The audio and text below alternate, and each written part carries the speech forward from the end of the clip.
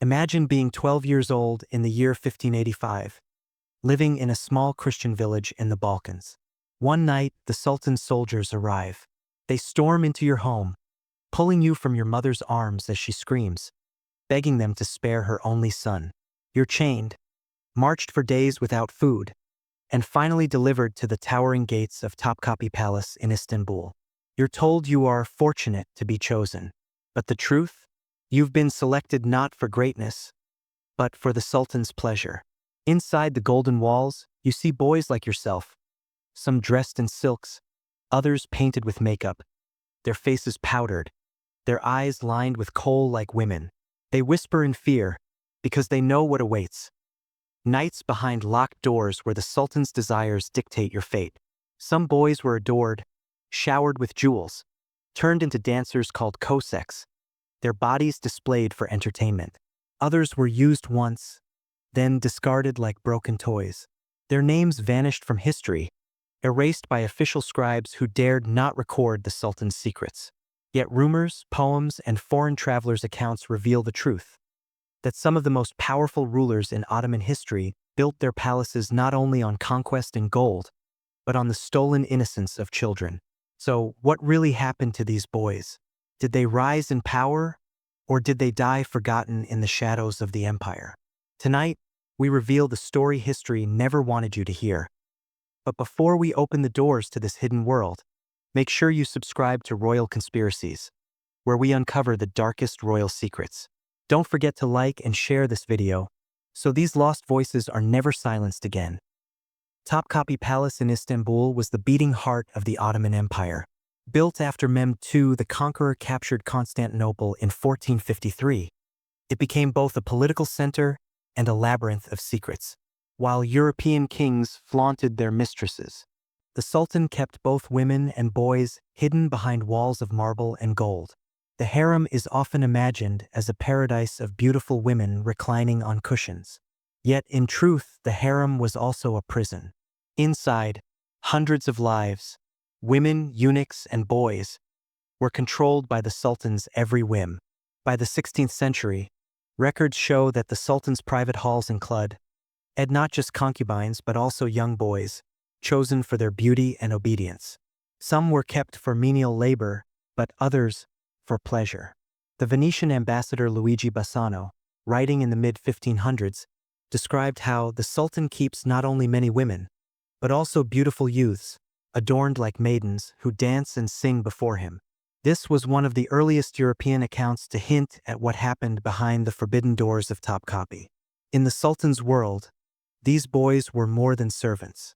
They were status symbols, proof that the ruler held power not just over nations, but over bodies and souls. The pipeline that fed these boys into the Sultan's palace began with the infamous Devshirme system, often called the blood tax.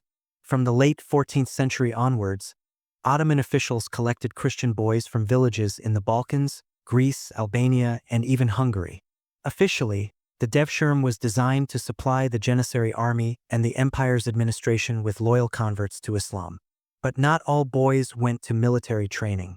The most strikingly handsome, the most delicate, and the youngest were often sent not to the barracks, but to the palace itself. Historian Colin Imber notes that by the 15th and 16th centuries, Devshirme boys as young as 8 to 12 years old were carefully inspected.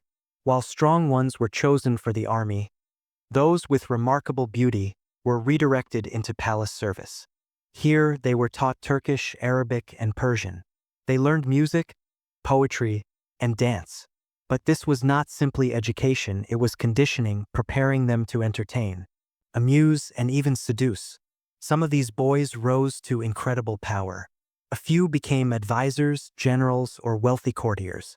But many others were swallowed whole by the dark appetite of the Sultan's private life, their childhood traded for survival. And once inside the palace, there was no going back. Families never saw their sons again. For them, it was as if the boys had died, though the truth was far more complicated and far more tragic. For the boys who entered Topkapi Palace, the first step was not luxury, but loss. The moment they crossed the threshold of the palace gates, their old selves ceased to exist. Their Christian names were erased, their family ties severed, They were immediately converted to Islam, often against their will. Circumcision, a symbolic act of submission, was carried out under the watchful eyes of the palace eunuchs. Their hair was shaved, their clothing replaced with plain uniforms, and a new Turkish or Arabic name was forced upon them. This wasn't merely practical. It was psychological warfare. The Ottomans believed that to truly own a boy, they had to erase every trace of who he once was. He could no longer be Nikola from Serbia or Petar from Bosnia. He had to become Mehmed, Ali, or Yusuf, a nameless servant whose past meant nothing. European travelers recorded this chilling practice. The French diplomat Jean-Baptiste Tavernier, visiting Istanbul in the 17th century, wrote, "These young Christians, once taken, are remade as Turks. They are given no word of their families, and the memory of their homeland is forbidden." This loss of identity was total. The boys were taught new languages, new manners, and even new ways of walking and bowing. They were trained to forget their mother tongues, their prayers, and even their childhood songs. And yet, despite the silks and jewels that some were later adorned with, beneath the new names and costumes lay frightened children. Children who would never again see the villages, mothers and fathers they once belonged to. Inside the palace, not every boy became a soldier or scholar. Those who were particularly beautiful were trained for a far different life. They were placed in the care of eunuchs, who acted as both guardians and instructors. These eunuchs, often Africans castrated at a young age, had themselves been victims of cruel systems of exploitation. Now they passed on what they had learned: obedience, silence, and the arts of performance. The boys were taught to play instruments like the oud and tamba. They learned to recite Persian poetry, sing with delicate voices, and above all, dance. The Köçek dancers were trained to move with elegance and sensuality, wearing silk skirts, jingling belts, and veils. Their routines blurred the line between entertainment and seduction. But the training went beyond music and dance. They were instructed in subtle body language: how to bow, how to smile, how to catch the Sultan's eye without seeming too bold. Every movement was calculated to please.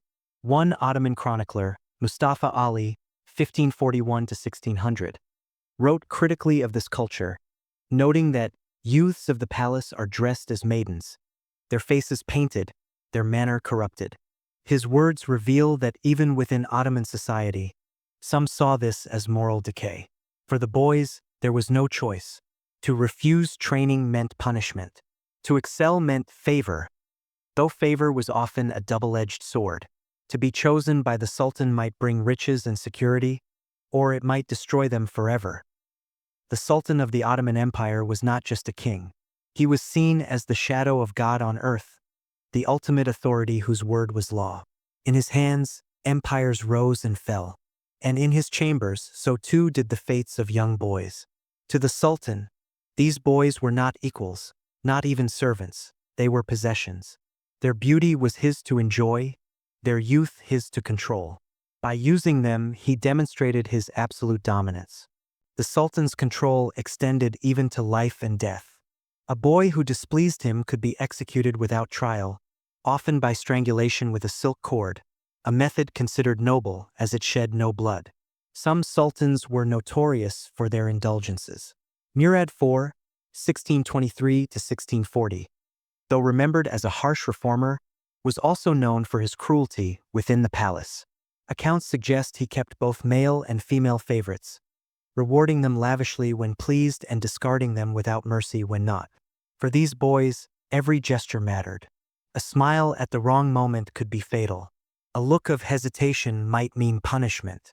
They lived in a world where survival depended on predicting the desires of the most powerful man alive, desires that could change in an instant. To outside society, the Sultan was a warrior, a builder, a ruler of millions. But behind silk curtains, he was a man whose private appetites shaped the destinies of forgotten children. The true horror of palace life was revealed when a boy was summoned to the Sultan's private chambers. The chamber was no ordinary room. Within Topkapi, the Sultan's private apartments were decorated with marble floors, jewel-inlaid doors, and walls covered in Iznik tiles. Perfumes filled the air, incense burned in golden holders, and soft music played in the background. The boy would be bathed, perfumed, and dressed in silks, often made to look more like a girl than a child. Eyeliner was applied, cheeks painted, lips reddened. He was presented not as himself, but as an object of beauty. Some were summoned for entertainment, to dance, to play music, to recite poetry. But many were there for something darker. The chamber doors closed, and what happened within was never written in the official histories. Yet European observers and secret court whispers suggest the truth. These boys were there for the Sultan's pleasure. The Venetian diplomat Ottaviano Bon, who visited Istanbul in the early 1600s, hinted at this hidden world. The Sultan hath his women, but also youths fairer than maidens, who serve him by night. For the boy, the experience was terrifying. Resistance was impossible. His fate was sealed the moment the eunuchs delivered him to the Sultan. If he pleased the ruler, he might be showered in gold, given jewels, or even promoted within the palace hierarchy. If he failed, he might be cast aside, punished, or executed. One night in the Sultan's chamber could change a boy's entire life, or end it. Behind the Sultan's pleasures stood a shadowy class of men, the eunuchs. These were men who had been castrated as boys, often taken from Africa or Eastern Europe, sold in slave markets, and remade into tools of the palace. There were two main groups: the black eunuchs, Kisler Agassi, who guarded the harem of women and boys, and the white eunuchs, Köçek Agassi, who managed the palace schools and inner service. Both groups lived lives of unnatural cruelty, their manhood stolen so they could serve without temptation. The chief black eunuch, often an Ethiopian slave who rose to power, was one of the most feared men in Istanbul. He controlled access to the Sultan's private chambers. No boy or woman could reach the Sultan without his permission. In effect, he was the gatekeeper of pleasure. The eunuchs supervised the boys day and night. They enforced strict discipline, monitored conversations, and reported disobedience. Yet, in strange irony, they also acted as protectors, beating back outsiders, managing rivalries, and keeping order within the chaotic harem world. European visitors often marveled at the eunuch's power.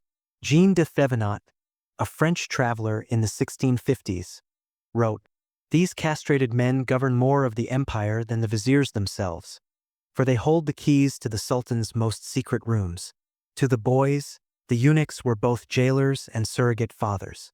They had the power to grant small favors, a sweet, an extra hour of sleep, or to inflict brutal punishments. In many ways, their lives were just as tragic as the boys they guarded, for they too were victims of an empire that saw human bodies as tools to be reshaped and controlled. By the 17th century, the Ottoman elite developed a fascination with Köçeks, young male dancers who became a cultural obsession across the empire. The Köçeks were usually teenage boys, trained to perform in women's clothing, silk skirts, jingling bells, and embroidered veils. Their faces were painted, their movements deliberately sensual. They danced at weddings, festivals, taverns, and most dangerously, inside the palace. Their performances often simulated intimacy, with hip movements, playful gestures, and flirtatious eye contact. Audiences cheered, showered them with coins, and sometimes fought over them. A chronicler, Evliya Çelebi, 1611 to 1682, described the craze. "In every district of Istanbul, the Köçeks dance, and men lose their reason for them, giving away fortunes." For the Sultan, these dancers were both entertainment and objects of desire. Some Köçeks became favorites, living in luxury for a time. Others were exploited, passed around powerful officials, and discarded when they aged out of beauty. The phenomenon became so widespread that moralists and clerics denounced it as corruption. By the 18th century, public riots broke out in taverns where Köçeks performed, as drunken men fought violently over their affection. The Köçek tradition revealed a darker truth.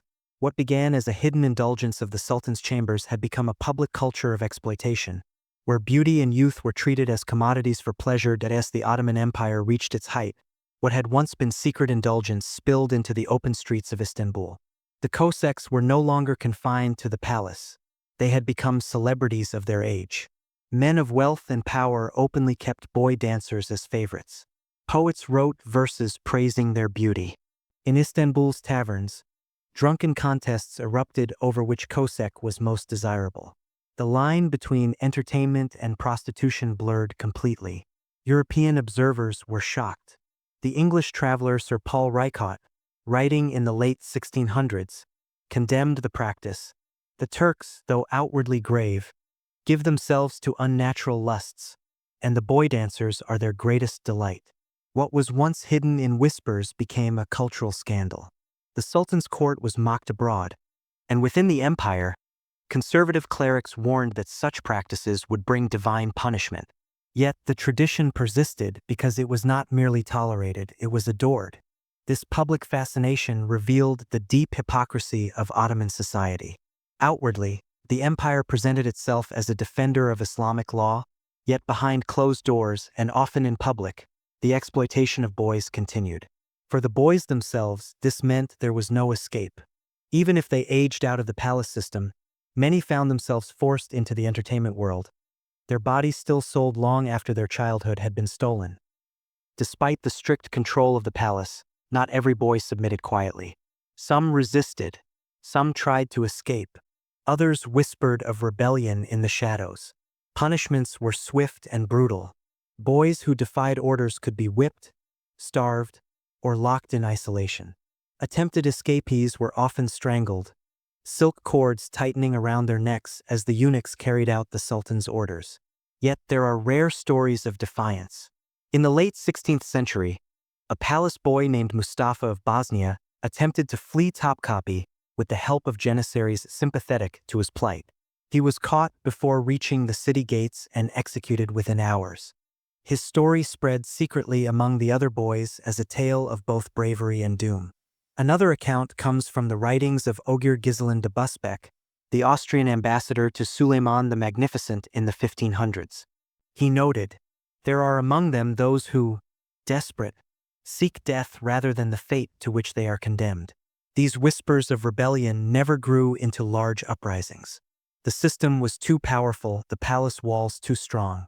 But they reveal a truth often forgotten. Not all were silent victims. Some fought back in the only ways they could, even if it cost them their lives. The rebellion was not only physical. Some boys resisted by holding on to their old faiths in secret, whispering Christian prayers at night, or clinging to memories of families they would never see again. In a world designed to erase their identity, such acts of defiance were revolutionary. By the 19th century, change swept through the Ottoman Empire. Reformers, influenced by Western ideas and pressured by European powers, sought to end practices considered corrupt or immoral. Among these was the tradition of boy dancers and the secret exploitation within the palace.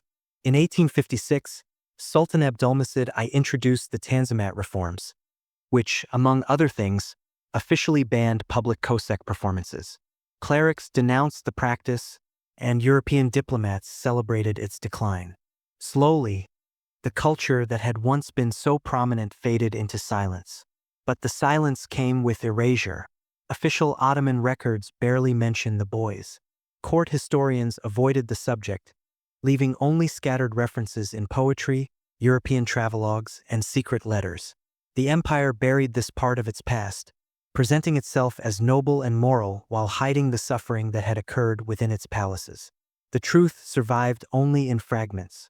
Venetian ambassadors describing the Sultan's youthful companions, poets writing verses filled with coded longing, whispered rumors passed down through generations.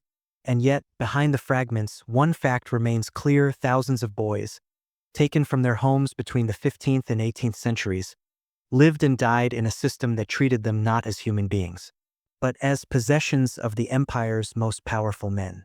Today, Topkapi Palace stands as a museum visited by millions. Tourists admire its jeweled rooms, golden domes, and painted walls. Few realize that beneath that beauty lies a history of tears, silence, and broken childhoods.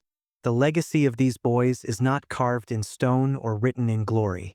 It is written in absence, in the names never recorded, in the families who never saw their sons again, in the silence that echoes through history. And so the question remains, what happened to the young boys taken for the Sultan's pleasure? Some lived in luxury, some rose to power, but most vanished, forgotten, erased, discarded.